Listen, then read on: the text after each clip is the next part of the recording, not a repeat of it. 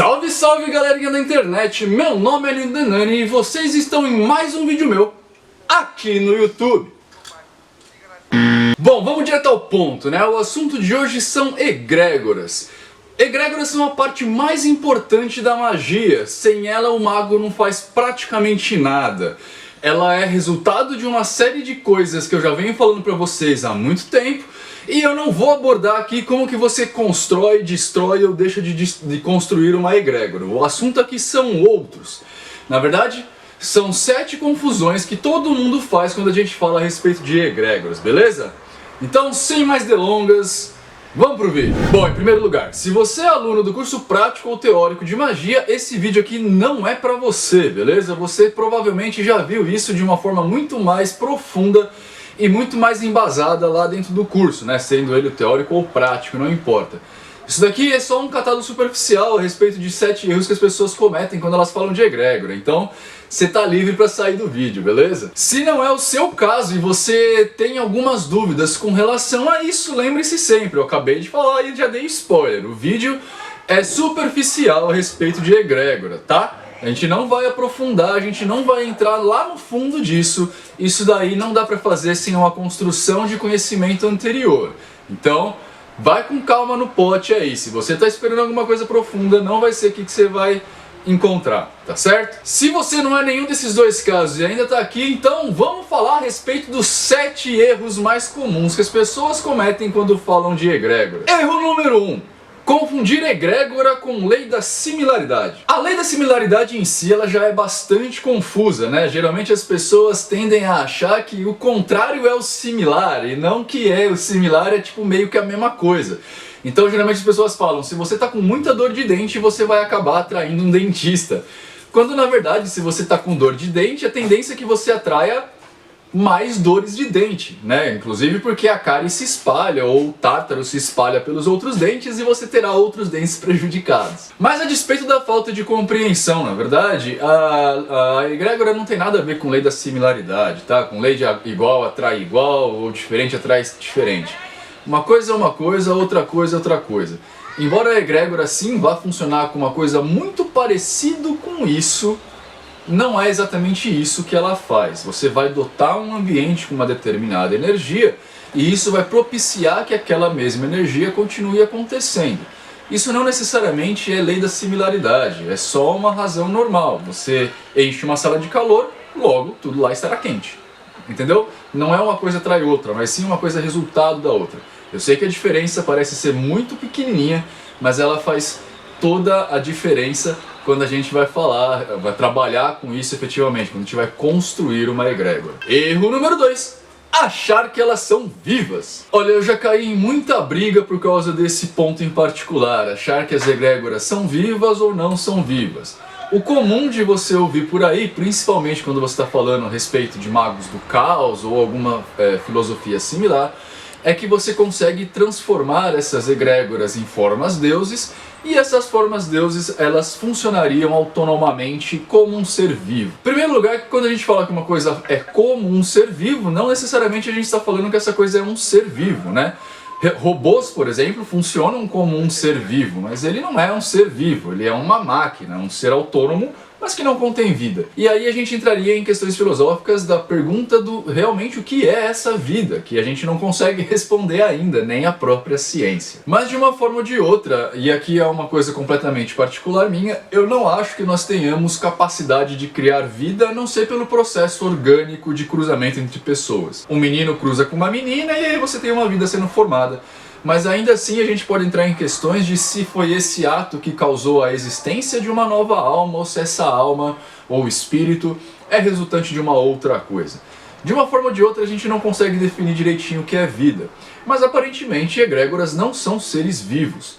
As coisas que fazem as egrégoras funcionarem e darem a impressão de que elas são vivas, na verdade decorre daquele primeiro ato que a gente falou.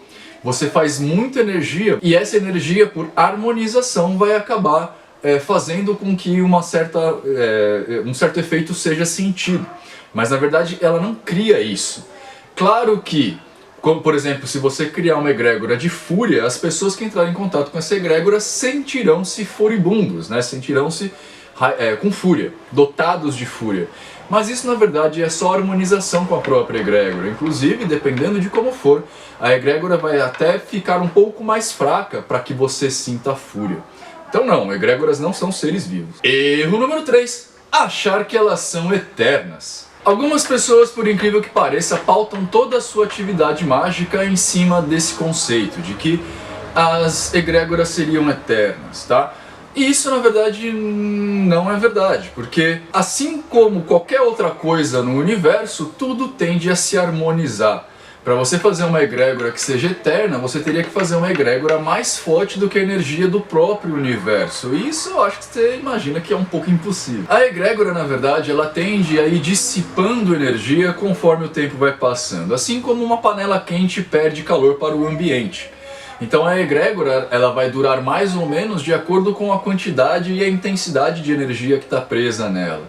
Exatamente por isso, na verdade, que uma egrégora não é um deus, porque cada pessoa tem uma ideia diferente do que é Deus e constrói uma egrégora individual que se desfaz muito geralmente logo depois do Pai Nosso. Você terminou a sua oração e ali mesmo a egrégora já deixa de existir, porque ela era fraca e não era suficientemente carregada para conseguir manter-se por um tempo. Agora, algumas egrégoras elas são sim carregadas constantemente por muito tempo e acabam permanecendo e dando a impressão de que são eternas, como por exemplo egrégoras de casas mal assombradas, né? Aquela energia fica ali, as pessoas do entorno vão colocando energia ali a cada novo relato que fazem, a cada nova experiência que tem, e isso vai executando a manutenção da egrégora e ela acaba ficando por muito tempo ativa. Mas geralmente quando você pega uma casa dessa e reforma, por exemplo, essa egrégora se dissipa porque as próprias pessoas no entorno começam a parar de pensar sobre isso. Então não, egrégoras não são eternas. Erro número 4. Achar que qualquer pensamento forma egrégora. Não sei se vocês perceberam, mas a cada passo que a gente está fazendo aqui, a gente está correndo numa progressão. Então aparentemente o passo posterior sempre vai falar alguma coisa do passo anterior. E aqui é a mesma coisa, né? Não é qualquer pensamento que forma uma egrégora, ou seja, o fato de eu estar aqui falando com vocês a respeito de egrégoras não vai fazer uma egrégora do eu falando com vocês a respeito de egrégoras. Na verdade vai fazer sim essa egrégora, só que essa egrégora ela vai ser tão ínfima que assim que eu terminar de falar ela se dissipa. Ela tem pouca energia, ela tem pouca vibração. Ela não é consistente para formar alguma coisa efetivamente duradoura. Qualquer pensamento que você faça, na verdade, vai sim emitir algum tipo de energia, pelo menos segundo o que o ocultismo estuda. Só que essa energia ela precisa ter uma certa coerência, uma certa quantidade, uma certa base, para que ela se mantenha ativa e forme efetivamente uma egrégora. Você ir no seu açougueiro de preferência, por exemplo, e pedir 1 quilo de picanha, não vai formar uma egrégora da picanha naquele ambiente em particular. Mas várias pessoas retornando e pedindo sobre picanhas para aquele açougueiro talvez forme uma egrégora, porque são várias pessoas falando do mesmo tempo e emitindo o mesmo pensamento. Não sei se eu me fiz claro nessa explicação em particular, mas a gente precisa lembrar que para formar uma egrégora a gente precisa de alguns fatores, entre eles quantidade, qualidade e potência. Quanto maior for a energia, com maior qualidade, ou seja, com o objetivo mais fechadinho, e a potência da energia, ou seja, com a energia mais forte, maior será a egrégora. Se não tiver nada disso, aquele bom dia que você dá para o seu amigo não formou uma egrégora. E nem aquele Pai Nosso que você reza obrigatoriamente. É exatamente por isso que a maioria das religiões vai falar para você que quando você vai rezar, você tem que rezar com o coração, com intensidade, com preocupação. Algumas umbandas mais modernas, por exemplo, estão até repensando aquele fato do silêncio a uma prece.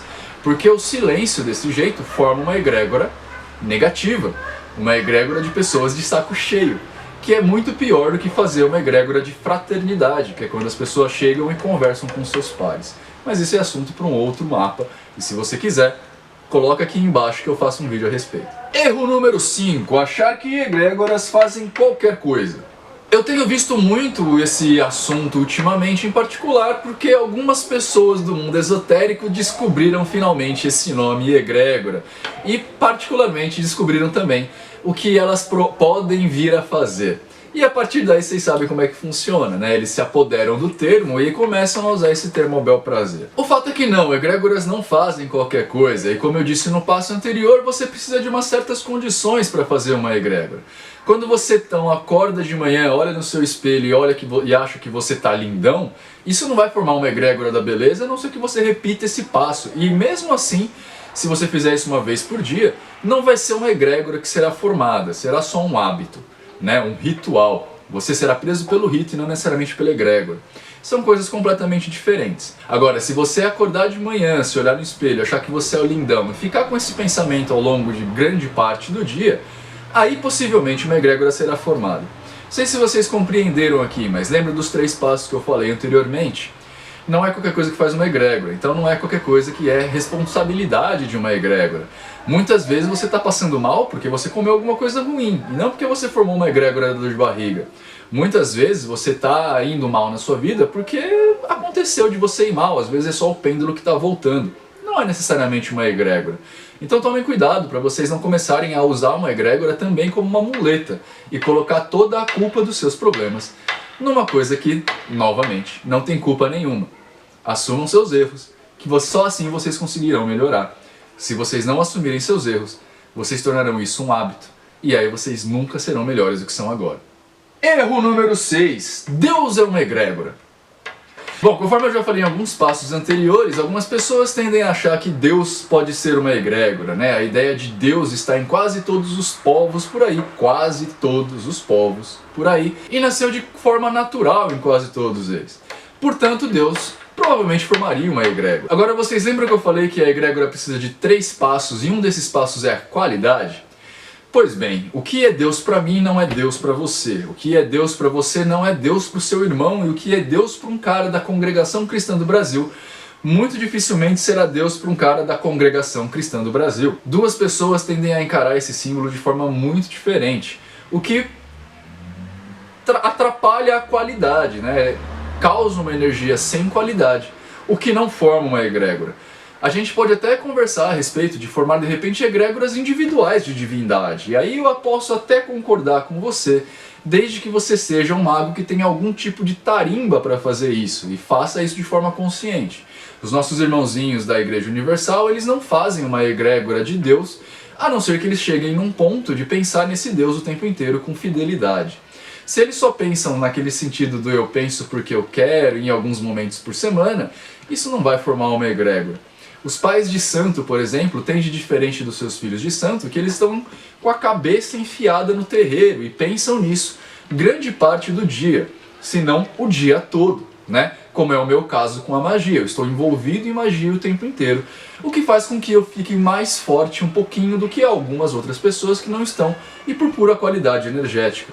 Não é nada demais além disso. Mas por esse fator, então, Deus não se torna uma egrégora, simplesmente porque não tem pessoas o suficiente pensando nisso ao mesmo tempo. 7º erro: sigilos são egrégoras. Embora esse erro esteja no último lugar aqui, eu acho que ele é o erro que mais acontece dentro da minha roda de conversa, ou da minha bolha social, que inclui YouTube, Facebook e Instagram. As pessoas costumam confundir muito uma egrégora com o próprio sigilo. E não são a mesma coisa. O sigilo é uma coisa que você usa para acessar uma egrégora. E a egrégora é uma coisa que geralmente, mas não sempre, é acessada através de um sigilo. Isso quer dizer mais ou menos que a egrégora ela funcionaria como, por exemplo, um programa criado por uma TV. Então, por exemplo, sei lá, o Mais Você da Rede Globo, isso seria uma egrégora, que é acessada por você através da televisão. Você liga a televisão, que seria o seu sigilo, para acessar a egrégora Rede Globo. Entendeu? Egrégora é uma coisa, sigilo é outra. Eles estão, na maioria das vezes, intrinsecamente ligados. Sigilos também servem para evocar outras coisas, tal qual egrégoras servem para fazer outras coisas. Mas, na maioria dos casos, um sigilo está ligado a uma egrégora. Um caso em particular que é bem funcional para vocês é o Fotamecos. É um sigilo do caos criado de uma forma muito expansiva. É um servidor público que a gente chama. Quando você vê o Fotamecos, ele tem um sigilo que é usado para acessar a egrégora, que hoje em dia já é chamada de forma Deus, do Fotamecos. Quando você tem esse sigilo, quando você encontra o sigilo, lá está o passo a passo de como você tem que pensar e fazer, que tem a ver exatamente com a focalização do pensamento para você acessar a egrégora. Mas o sigilo Fotamecos é diferente da egrégora Fotamecos. O problema é que na maioria das vezes a gente usa o mesmo título, só para ficar mais fácil. Então você tem o sigilo do Abralas e a egrégora do Abralas. Você tem o sigilo de cada um dos 40 servidores e tem os próprios 40 servidores. Sigilo é uma coisa, egrégora é uma outra coisa completamente diferente. Bom, pessoas, espero que vocês tenham gostado do vídeo de hoje. Se você gostou desse tipo de vídeo um pouco mais dinâmico, um pouco mais reto e incisivo, coloca aqui embaixo nos comentários. Se você não gostou, coloca aqui embaixo nos comentários também. Lembre-se sempre, sexta-feira a gente mudou os vídeos, não serão mais lives. Às sextas-feiras nós teremos o vídeo sobre filosofia. As lives ficaram agora só nas segundas, com uma hora de duração, que é onde nós responderemos perguntinhas de vocês. E às quintas o ponto N, que são lives falando de magia sexual e sexo, né? Dando umas aulinhas de sexo pra vocês, beleza? Qualquer coisa a gente tá por aí, se vocês têm dúvida, quer entrar em contato comigo, ninodenani.com.br ou comentários aqui embaixo. Aliás, se vocês acessarem ninodenani.com.br, vocês vão ver todas as nossas últimas atualizações a respeito de cursos, palestras e tudo mais. E lá, inclusive, vocês têm acesso à inscrição do curso presencial de magia, cuja inscrição será só até agora sexta-feira, beleza? Esse vídeo estará indo no ar no dia 13, 14, 15, acho que dia 17 é sexta-feira que vai encerrar as inscrições, beleza? Se você ainda não se inscreveu e está aqui em São Paulo, corre lá e lá no site tem todos os detalhes. Eu fico por aqui, abraço!